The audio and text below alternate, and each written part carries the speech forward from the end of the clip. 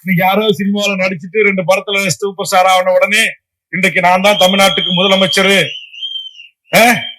2 gram பரிசு கொடுத்த உடனே நம்ம முட்டா பையன். நான் நடிகனை குறை சொல்ல மாட்டேன். 1 வயசு பொண்ணை கூட்டு போறான். நாளைக்கு ஒரு 3 மாசம் கழிச்சு +2 முடிச்சு டிகிரி முடிச்சு போய் கல்லூரி பெண்களை கூட்டு போறான். அறிவு வேணாம் தமிழனுக்கு? அவன் பெத்து வளர்த்து ஒரு ஆளாக்கிய பெண்ணு, நாளைக்கு மாற்றான் மனைவியாக வாழ வேண்டிய ஒரு பெண்ணு, அப்பா இறகல ஆத்தா இறகல ஆயிரக்கணக்கான ஊடக பத்திரிகை இறகல ஒரு சினிமா கூத்தாடி பையனை கட்டி பிடிச்சி லிப்ஸ்டிக் கொடுக்கறது அனுமதிக்கிற. இது கூட்டி கொடுக்கிற தொழில் செய்யலாம் இல்ல? எந்த நடிகனுக்கு செய்யறது? இது என்ன ஈன பிறவி? தமிழுடைய பிறவியா இது?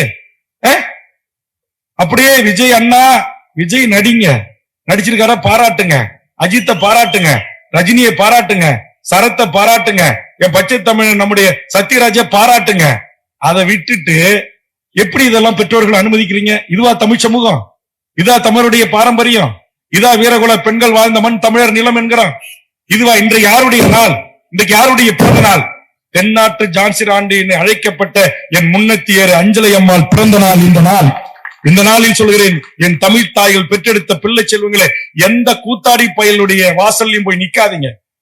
எந்த கூத்தாடி பையனுக்கு பிறந்த நாளா இருந்தா உங்களுக்கு என்ன? அவன் படம் 100 நாள் ஓடன என்ன, ஓடா போட்ட என்ன?